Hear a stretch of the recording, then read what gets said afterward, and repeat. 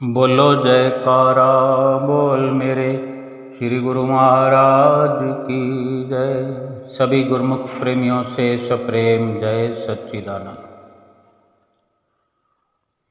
इंसान जन्मों जन्मों से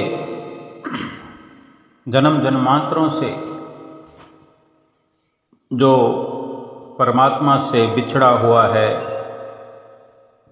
परमात्मा से बिछड़ के अथाह दुखों को प्राप्त करता हुआ 84 लाख योनियों में भटकता हुआ, भ्रमता हुआ, दुख पर दुख उठाता हुआ प्रभु की कृपा हुई, परमात्मा ने रहमत फरमाई कि मनुष्य जन्म हमें मिल गया। हमें मनुष्य जन्म देकर एक स्वर्णिम अवसर हमें दिया है।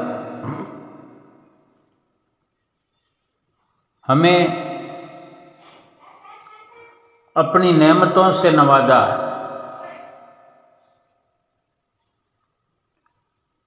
अगर परमात्मा की कृपा ना होती, परमात्मा का दिया हुआ ये उपहार मनुष्य जन्म न मिलता, तो अभी भी भटकते होते 84 लाख योनियों में। जैसे जन्म दर जन्म ठोकरें खा रहे होते और कहीं कोई दूर दूर तक भी कोई आशा की किरण नजर नहीं आती कि क्या परमात्मा से मिलन, परमात्मा से मेल हो भी पाएगा। गुमनामी के अंधेरों में भटकते भटकते परमात्मा को दया आ गई, परमात्मा को प्यार आया, जो उन्होंने हम पर कृपा फरमाई और ये मनुष्य जन्म हमें बख्श दिया, मनुष्य जन्म प्रदान कर दिया। 84 लाख योनियों में हर पल हर घड़ी जैसे चारों ओर अंधेरे में जीवन व्यतीत हो रहा था। कोई हाल चाल पूछने वाला नहीं, कोई दिलासा देने वाला नहीं, कोई रास्ता बताने वाला नहीं, कोई समझाने वाला नहीं, कोई आश्वासन देने वाला भी नहीं। लेकिन मनुष्य जन्म में तो आशा की किरण भी जगी है। हाल चाल पूछने वाले वक़्त के महापुरुष मिल गए हैं और परमात्मा की ऐसी असीम कृपा हुई है कि इस दुनिया में इंसान को भेजा है। परमात्मा ने हमारे लिए इस मनुष्य जीवन में बड़ी उत्तम से उत्तम व्यवस्था कर दी है। हर प्रकार का ख्याल रखते हुए हमारी आत्मा के कल्याण के लिए हर संभव व्यवस्था करके भेजा है हमें। परमात्मा ने सारी व्यवस्था जो हमारे आत्मा के कल्याण की है, आत्मा के लिए जो फायदेमंद ज़रूरत की व्यवस्था है सब की सब हमारे भीतर रखी हुई है। परंतु जब तक महापुरुषों की शरण नहीं मिलती या शरण हासिल करके भी हम उनके कहने पर या उनके वचनों पर अमल नहीं करते, तभी तक उनकी बताई हुई युक्ति हमारे लिए लाभदायक सिद्ध नहीं होती। जब उनके बताए हुए तरीके, युक्तियाँ और विधियों के अनुसार हम अपने ही भीतर खोज करेंगे तो हमारे ही भीतर उस रखी हुई दौलत का लाभ उठा सकेंगे। महापुरुष फरमाते हैं, सुरत खींच चढ़ाओ गगन में, सुरत खींच चढ़ाओ गगनी, धुन शब्द सुनो यह करने। क्या करना है महापुरुष क्या हमें समझाते हैं? हमारे करने का असली कार्य क्या है जो हमें करना जरूरी है? कि हमें केवल ऐसी करनी या ऐसा कर्म करने की ज़रूरत है जिसके द्वारा हम अपनी सुरत को, ध्यान को, आत्मा को अपने असली ठिकाने पर ले जाकर एकाग्र करें, शब्द के साथ सुरती को जोड़ सकें। ये हमारा असली कर्तव्य है, इस जीवन का कर्तव्य है। आत्मा के कल्याण का असली कार्य यही है।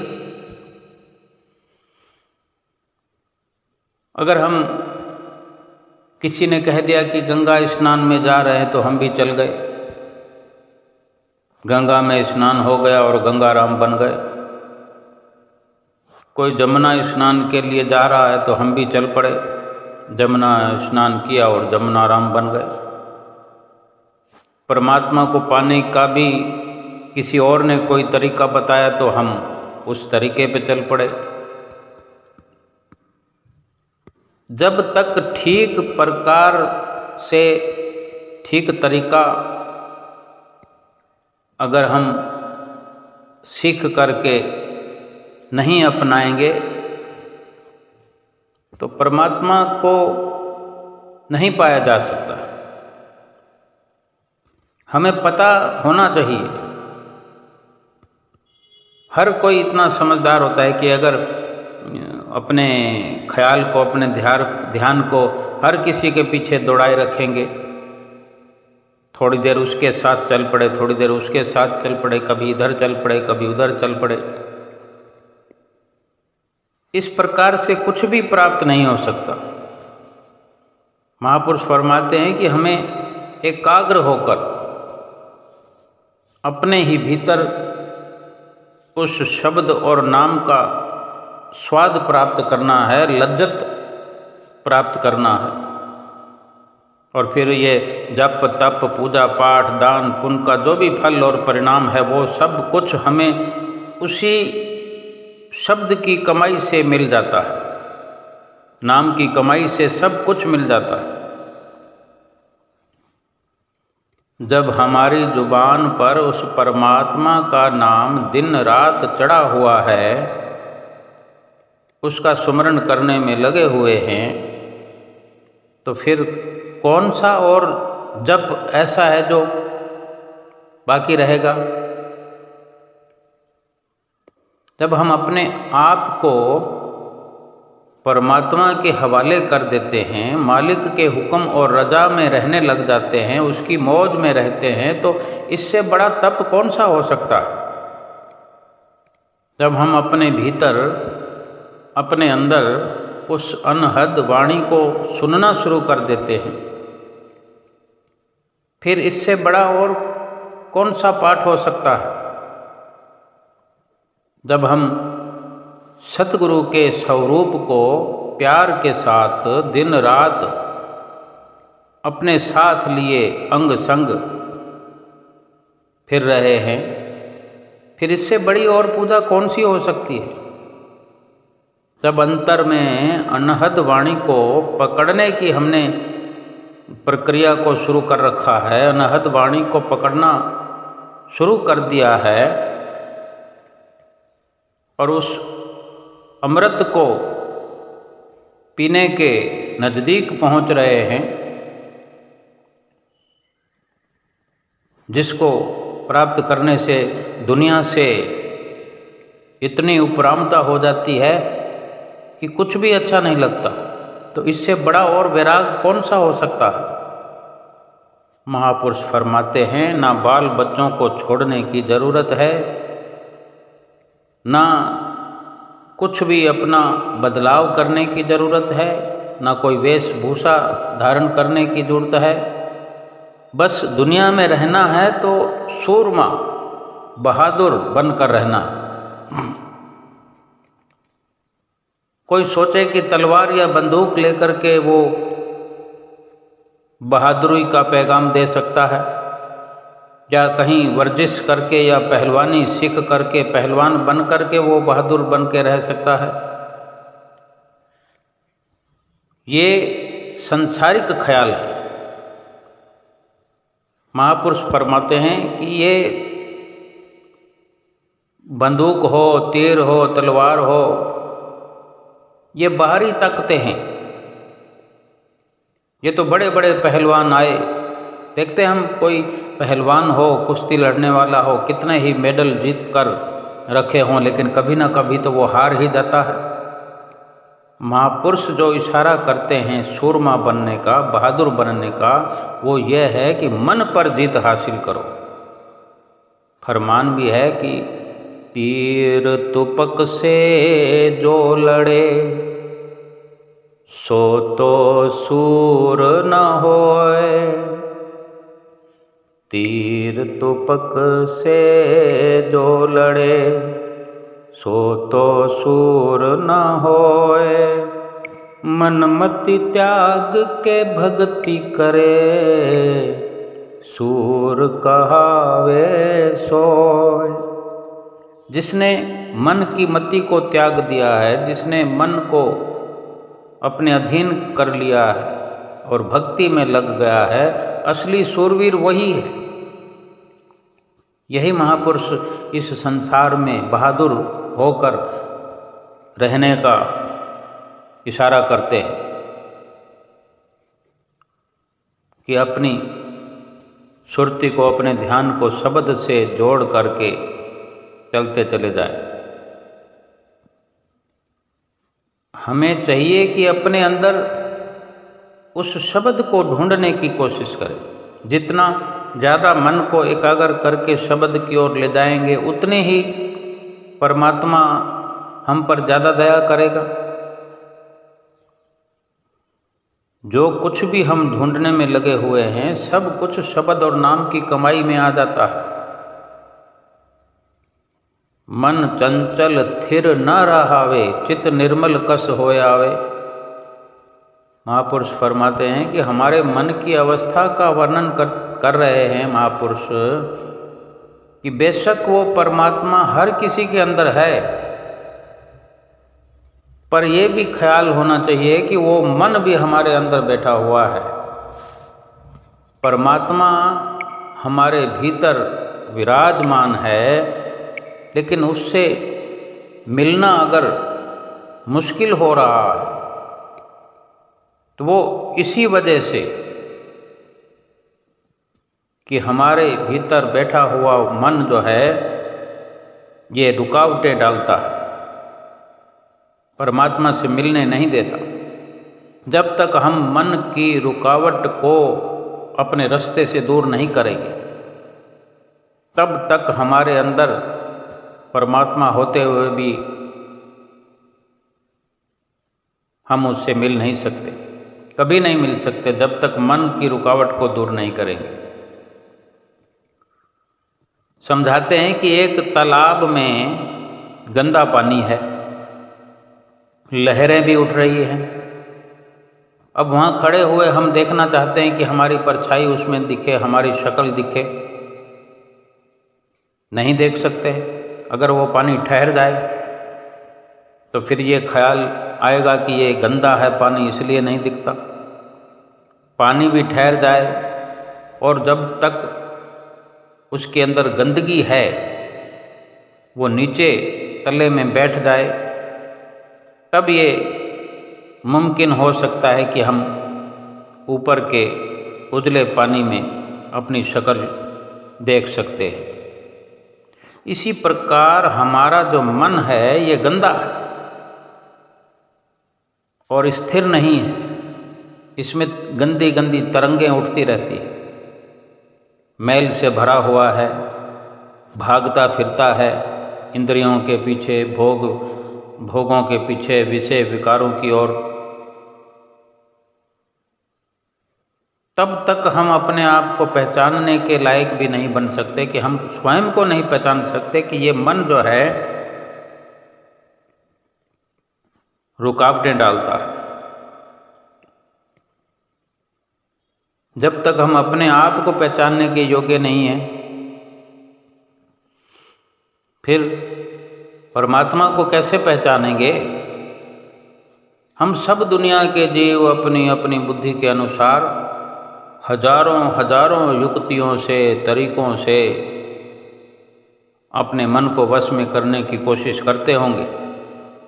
कोई जप करता है, तप करता है, पूजा करते हैं, पाठ करते हैं, दान पुण्य करते हैं, कोई घर बार छोड़कर चाहे एकांत में ढूंढ करके छिप छिप कर बैठ जाते हैं, कोई कठिन साधनाओं का सहारा लेते हैं।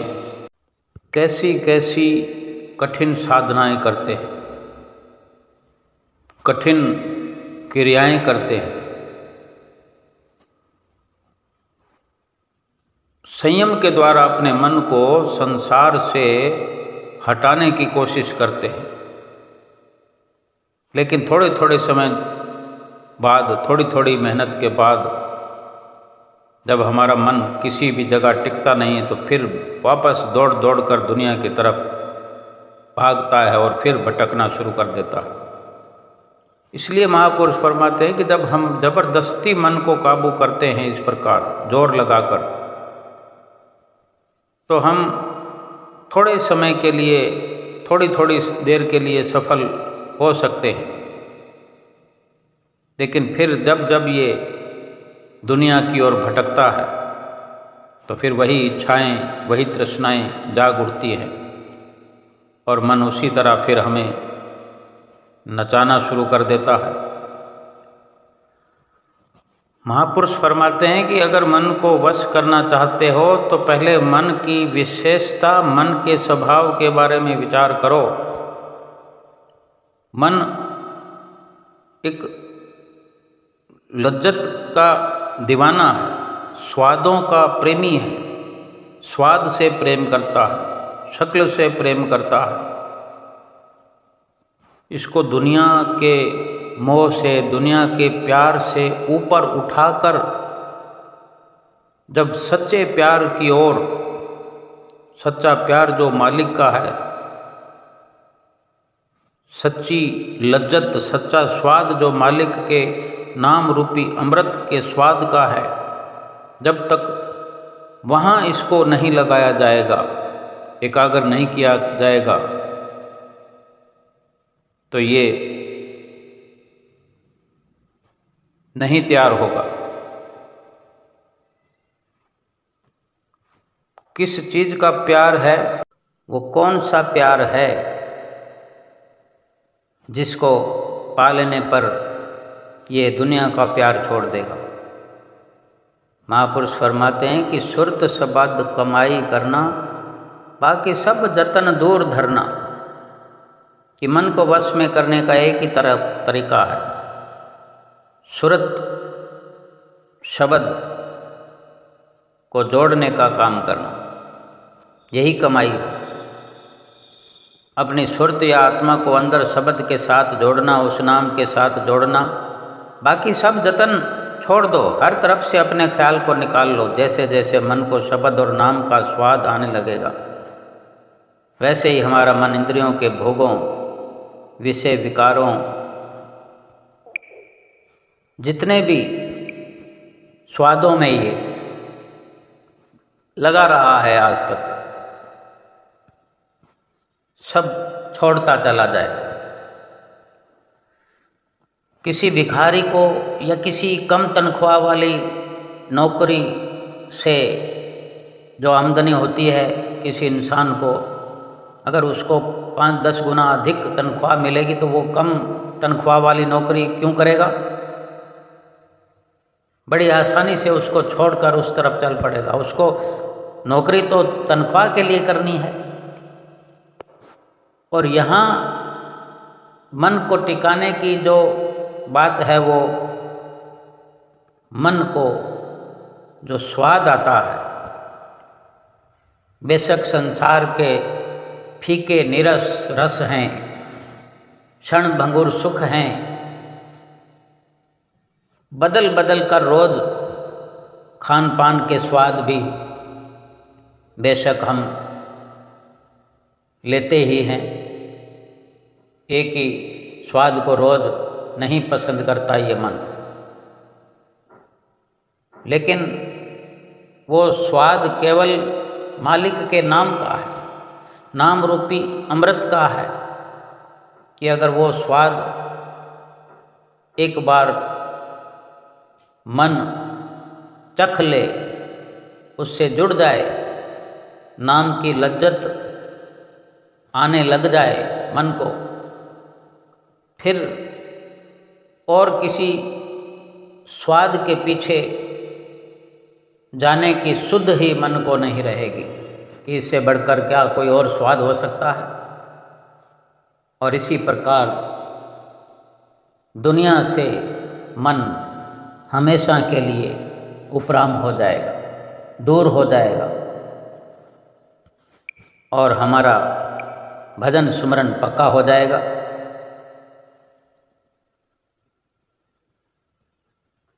हर तरफ से अपने ख्याल को निकालो, तभी मन को शब्द और नाम का स्वाद आएगा। दूसरी बात जो है विश्वास की, निश्चय की, निश्चय दृढ़ इस पर धरना है, आलस फिर कभी नहीं करना है। नाम की कमाई करने के लिए महापुरुष ये जो शिक्षाएं देते हैं कि श्रुत शब्द के अभ्यास में विश्वास रखना है, भरोसा रखना है। इसी रास्ते पर चलकर मन को निर्मल, स्वच्छ और पवित्र बनाया जा सकता है, क्योंकि जब तक हमारे मन में विश्वास और भरोसा नहीं, मन हमें नाम की कमाई की ओर जाने नहीं देता। इस संसार में कभी भी एक कदम भी इंसान विश्वास या भरोसे के बिना नहीं चलता। अगर वो अपना व्हीकल, बाइक या कार या स्कूटी लेकर चलता है तो अपने आप पर विश्वास है, सड़क पर चलने वाले लोगों पर भी विश्वास है, तभी चलता है। अगर विश्वास खत्म हो जाए, डर पैदा हो जाए कि वो सड़क ठीक नहीं है या सड़क पर चलने वाले लोग ठीक नहीं, या मैं स्वयं संतुलन बनाने में नाकामयाब हूँ, ऐसा अविश्वास पैदा हो जाए तो अपने विकल्प पर भी हम खुद नहीं चल सकते एक कदम भी। और विश्वास होने पर हम किसी और के साथ बैठकर चले जाते हैं, या हम रेलगाड़ी में सफ़र करते हैं, हवाई जहाज में सफ़र करते हैं, बस में सफ़र करते हैं। अनेकों बार हमने सफ़र किया है कि रात के समय हम गहरी निद्रा में चादर तान कर सो जाते हैं, सर्दी हो गर्मी हो। विश्वास के होने पर ही ऐसा संभव हो सकता है कि हम गाढ़ निद्रा में सोए होते हैं। रेलगाड़ी कितनी जगहों से एक रात में गुजरती है, बड़े बड़े पुल, बड़ी बड़ी नदियों के ऊपर से, नदियों पर बने हुए पुल से रेलगाड़ियाँ गुजर जाती है और हम सोए रहते हैं। अगर हमारे विश्वास में कमी आ जाए तो क्या हमें नींद आएगी? हमें ये अंदेशा हो जाए कि रेल को चलाने वाला जो ड्राइवर है वो ठीक नहीं है, या ठीक से उसको दिखाई नहीं देता, या वो होश में नहीं है, वो कुछ भी कर सकता है, तो चिंता हो जाएगी, नींद नहीं आएगी। हो सकता है पूरा विश्वास उठ जाए तो हम उस रेल में नहीं चढ़ेंगे। रेल के प्रति अविश्वास हो जाए तो रेल में सवार नहीं होंगे। ये सब विश्वास है, और यही विश्वास ही हमें भक्ति के मार्ग पर चलाता है, चला सकता है, हमारी मंजिल पर हमें पहुंचाता है। कि अगर विश्वास के साथ भजन सुमरन करेंगे तो हमें पूरा पूरा लाभ होगा, और बिना विश्वास के, विश्वास और भरोसे के बगैर कोई काम नहीं होता। और यही विश्वास रखकर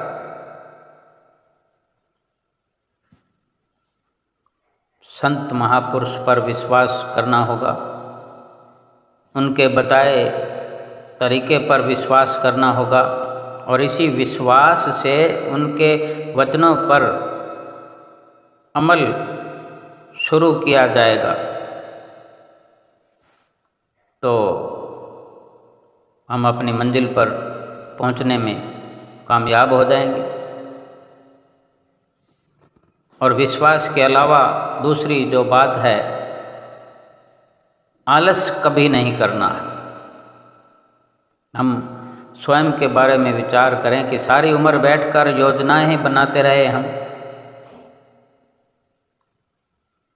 बचपन से योजनाएं बना रहे होंगे, जवानी में भी बना रहे होंगे, एक ही बात की बूढ़े होकर भजन कर लेंगे, नौकरी पूरी हो जाए फिर भजन कर लेंगे, अभी बाल बच्चे छोटे हैं बड़े हो जाएं फिर भजन कर लेंगे, बाल बच्चों की शादियां कर लें फिर भजन कर लेंगे, ये बच्चे कारोबार संभाल लेंगे फिर भजन कर लेंगे।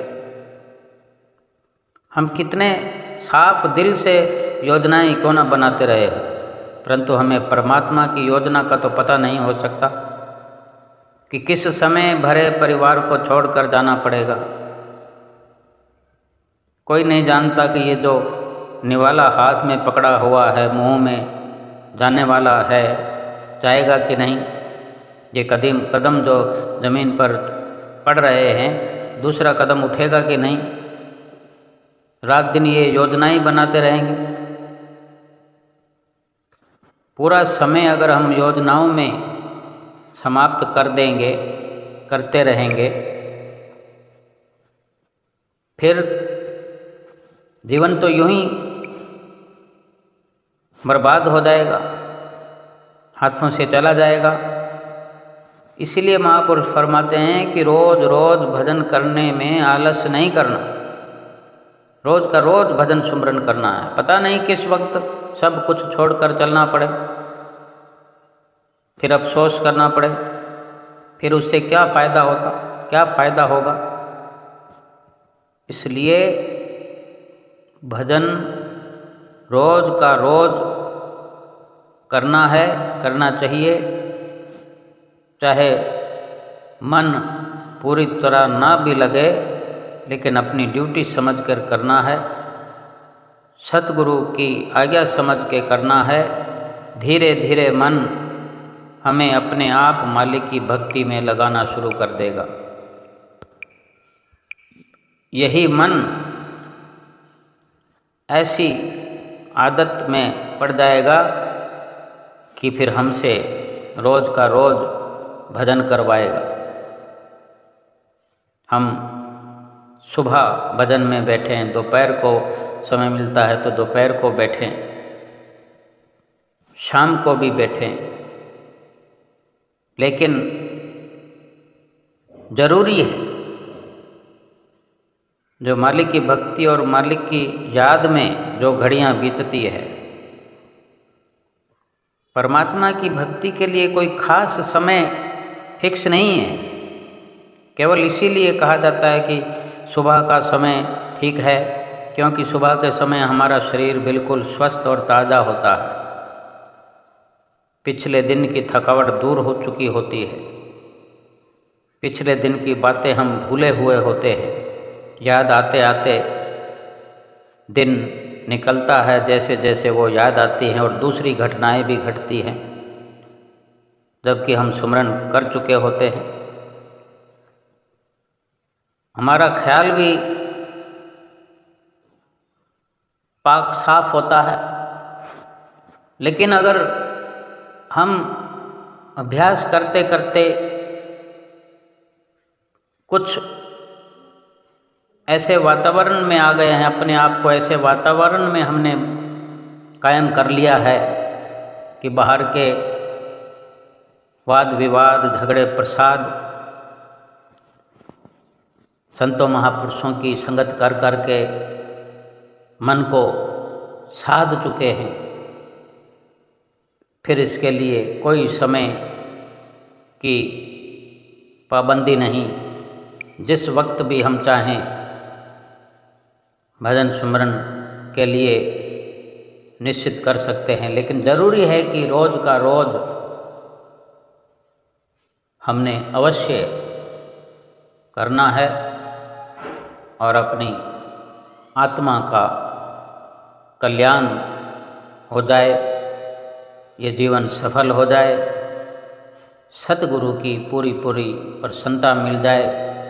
यही इस जीवन का लाभ है, यही इस जीवन का लक्ष्य है और यही आत्मा को परमात्मा से मिलाने का स्वर्णिम अवसर है। और इसी प्रकार ही लोक और परलोक सुहेला करना है। बोलो जयकारा बोल मेरे श्री गुरु महाराज की जय।